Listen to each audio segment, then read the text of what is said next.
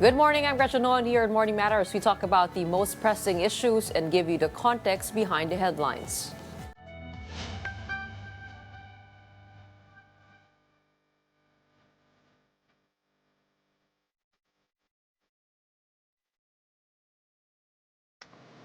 At least 3 million students struggling with basic literacy and numeracy will receive free tutorial sessions starting the school year, the Department of Education has announced. The initiative falls under the Academic Recovery and Accessible Learning, or ARAL program, which covers reading and math for grades 1 to 10 and science for grades 3 to 10. Tutorial sessions will be held outside regular school hours, 1 hour on the weekdays and 2 on the weekends. DepEd also plans to hire additional tutors, including licensed applicants, pre-service educators, and private school teachers. Parents of selected students will be briefed on the program, which will be extended to private school learners under the government's voucher system. Now, to get insights on this, we have on the show Professor Eleanor Bahrami-Hessari of the UST College of Education weighing in. Welcome to Morning Matters. I believe you're on mute, ma'am. Good morning. Thanks for having me. All right, there you go. Masyado po yata kayo nababad na sa Zoom, kaya nakakalimutan na. The joke. Just kidding. All right. The base or the facts we're working with here, let's establish that first. According to the latest data from the PSA, their FLEMS survey, we have 18 million Filipinos considered functionally literate. And with this tutorial program of the DepEd, is that an effective solution? What do you think of this free tutorial session, 1 hour on the weekdays, 2 on the weekends? I think based on the program, but at the same time, we also have to consider where the students are at. So I think initial assessments, I think, are going to be done as well. But I'm also thinking in terms of who are going to be the tutors. They need to be trained as well. I understand that it was mentioned that pre-service teachers and other licensed educators, but there has to be a structured program. So for example, if they're doing tutorials for reading, for example, there should be a structured and consistent program that DepEd should be following. And in order to be able to use that program to tutor, these tutors need to be trained for that particular program. So there's a lot to be considered. If they're considering starting this program as soon as school starts in June, it would be a little bit tricky because you still need to really train your children. It's not as easy as they teach the kids how to read. It's not as simple as that. And the burden, of course, will fall on the shoulders of our educators to give those extra hours. I mean, would you know from your end if there is extra compensation or for the teachers who will be participating here?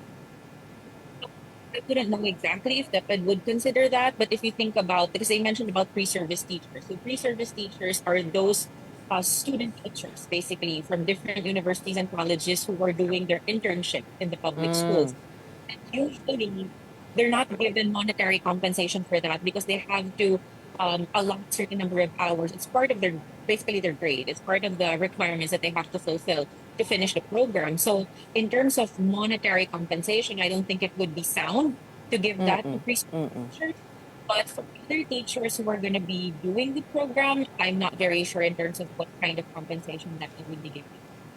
Okay. And as we speak, teacher trainings are being held, I think, this whole week before the implementation of this tutorial program, which will pilot first in several schools. But when it comes to the initial assessment that you're talking about, that's going to be a little bit complicated, right? Because hindi pare-pareho yung comprehension ng lahat, no, yung levels of understanding. So paano yun? How do you envision this tutorial program to go? Well, initially, what should happen is there should be an assessment during the first maybe 2 weeks, maybe the month of school. They're probably going to be using the Phil Erie or another reading assessment that is being used in the public schools. And then from there, they have to determine what reading levels the students are at for them to determine where to place the students in terms of what level program. So, because as you said, their levels vary. So even if you're in, let's say, fifth grade and your reading level is maybe for like kindergarten or first grade, then the approach in the program that's going to be provided should basically align to where the reading level of the student is at. So it's really going to be complicated because you first have continue continuous assessment to determine whether the student is progressing or not. And so if the 6 weeks is the period that we look into whether an intervention is effective, if within the 6 weeks there has been no progress, then they have to reconsider the type of program that they're providing because it may not necessarily be effective for certain. So that is where the complexities of this tutorial program is really going to be. This is something that DepEd has to consider. There are a lot of other factors. It's not just okay, let's do the tutoring program and that's it.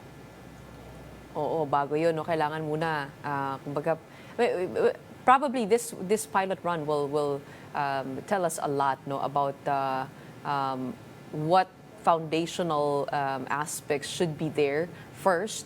But that's one part of the solution. Another part of the solution, I believe, would be to decongest the senior high school program, the DepEd program. What do you think about the bringing down the core subjects from 15 to 5 for the senior high school program?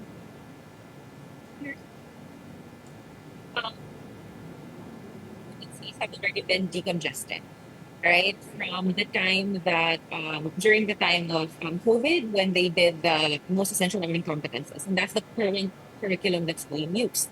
Now, the thing is that if you look at the competencies and the skills of senior high school graduates, they still do not meet the standards. And so I understand that decongesting may work to some extent because it will lessen the burden on the students. But if you look at the competency skills that they should be having, once graduate, that is where the huge of what they need to achieve is missing. Because if we keep decongesting and decongesting, what's going to be happening, right? And I mean, even with, I know it's not going to be used anymore this academic year, but even with the matatag, it was decongested. They took out most essential learning competencies. But if you look at those Well, Well, Professor, we're having a difficult time hearing your audio. I think something to fix on your Zoom. We were talking about the decongestion of the curriculum from 15 subjects down to 5 core subjects, which is science, math, communication, life skills, and social sciences.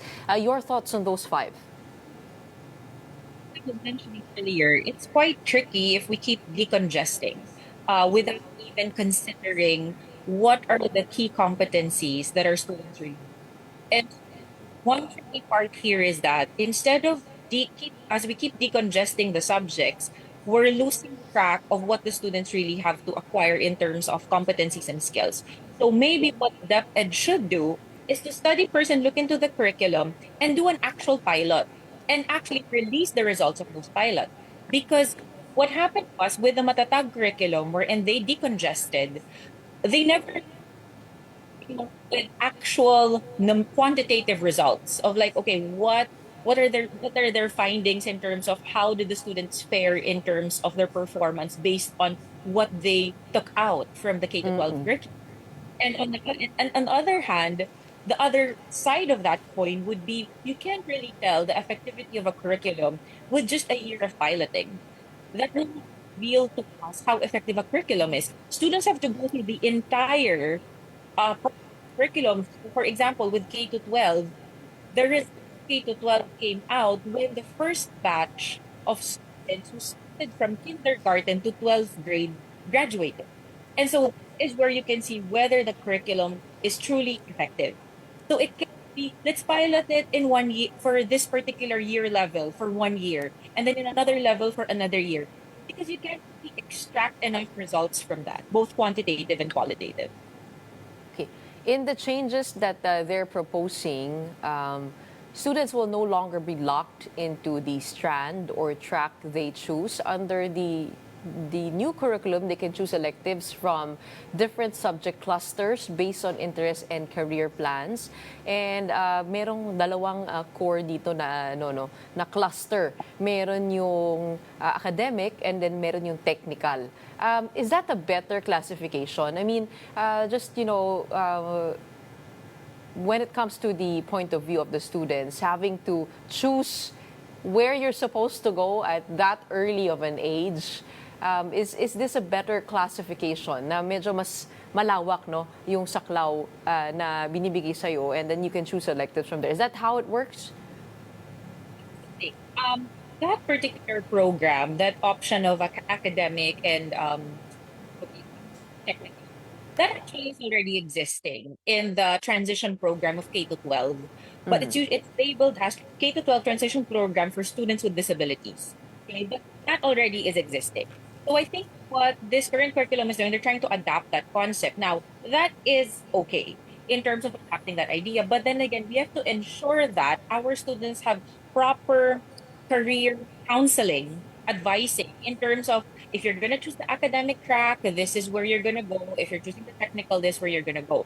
Now, in terms of electives, so the thing, an elective, it's an optional course, it's an optional subject that you have to take based on your preference. Now, we have to retain still the core subjects and the core courses that they need to complete for K to 12. It's not an end or. You know what I mean? And so retain the actual core curriculum of K to 12 with whatever number of subjects they have to take to complete the program. And then they can choose as an elective whether they're going to go technical or they're going to go academic, because at the end of the 2 years, you never know how their minds will change. Maybe I want to go to college, or maybe some are going to be like, maybe I want to start working. So things can change. So it has to be clear that they should have the core subjects, requirements established before providing them that option of an elective. So I think that needs to be clear. So retain the basic subjects that are needed to strengthen the educational foundation, but have a few subjects here and there where they can be open to or be exposed to the different tracks. But how about the immersion hours? How does that play into the whole curriculum? Gaano karaming oras? Ano ba yan? Weekends ba yan usually? Or do they really stop from going to school and then they do OJTs in different work setups? So typically for on-the-job training program, so for example, they're taking their electives for their technical or academic strand, whichever they choose. What's gonna happen is there should be in a specific subject or in two subjects, there should be hours devoted for off campus or out of campus immersion or training. So the hours they need to render in terms of on-the-job training is actually connected to a subject that they're taking. So it's not separate from what they're studying. It's actually part of a subject taking under either the technical, vocational, or the academic strand. So it's always connected to a subject. The main question here is, are we closer to achieving the goal of this K to 12 curriculum where we want graduates to be employable? I mean, these pushes, I mean, it is a complicated problem starting from early education up until senior high school. But are we going towards the right direction? And what else do we need? That's a very tough question to answer, honestly. I'm trying to think. Honestly, like I think it's just heads at the moment. I think we just really have to. I think that's the best way. Like I mean, in education, that's how we do it. It's like let's see what works, But at the same time, this also has to be backed up with research. I'm not sure in terms of research how extensive the research on this has been done. One of the things that I want to say is that we should not replicate programs from other countries.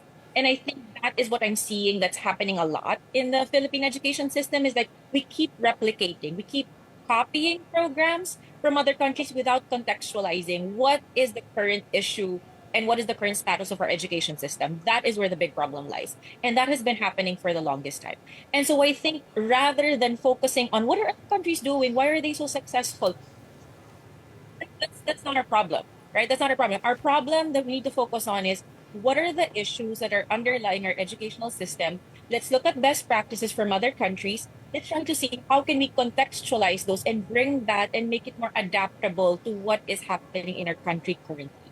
And so I think if we look at education from that perspective, maybe solutions could be more realistic and less of really kind of like copying, and having all these bigger issues because we realize that, oh, it's not working, and research is number one, I think. Honestly, research and really getting the data out.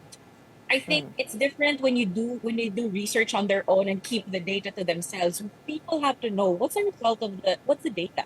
What does the data tell us? Because a lot of agencies can be of help in terms of how can we improve the system. It's not kind of like um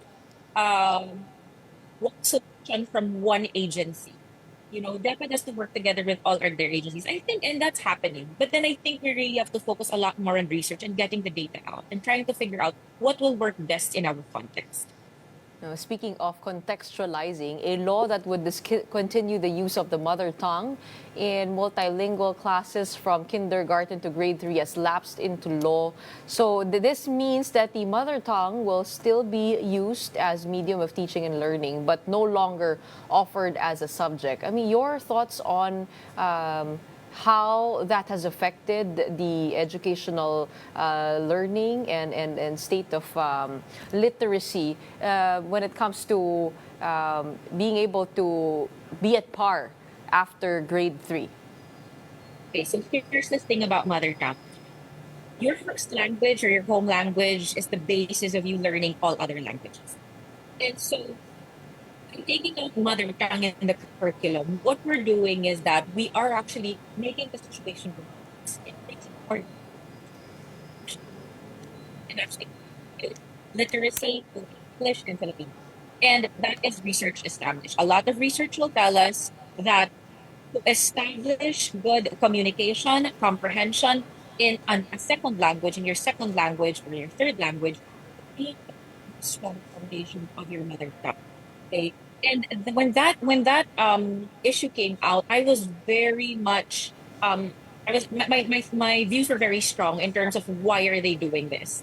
And it was actually a big question. My part, it's like, didn't this go through research? Didn't they research this? Your communication and all other languages. And so I'm actually glad it lapsed, honestly, because then that would give the schools the freedom to teach in more. Especially if the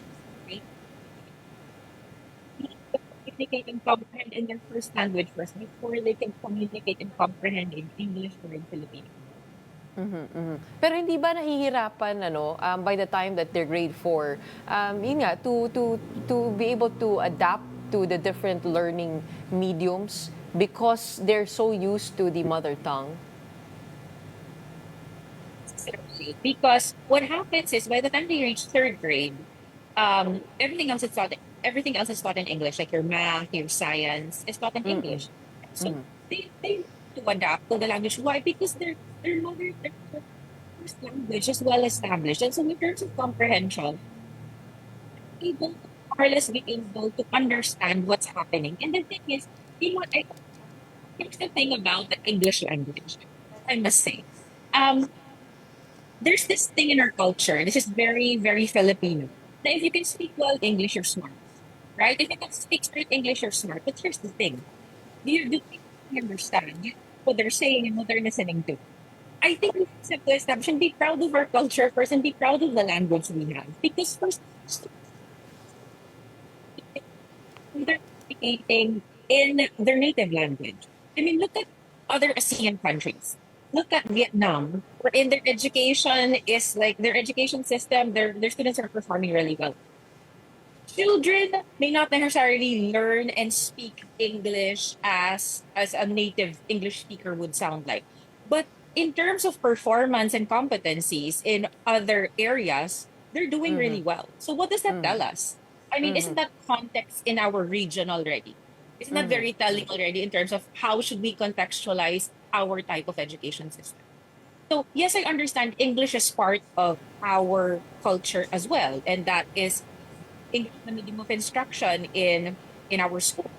But at the same time, you have to understand if students to really truly understand what is communicated, written, and said in English, they should first understand and appreciate their first language because that is what will bridge the gap, that gap that we're seeing, that gap from learning Filipino or learning their mother tongue to learning how to communicate in the English language.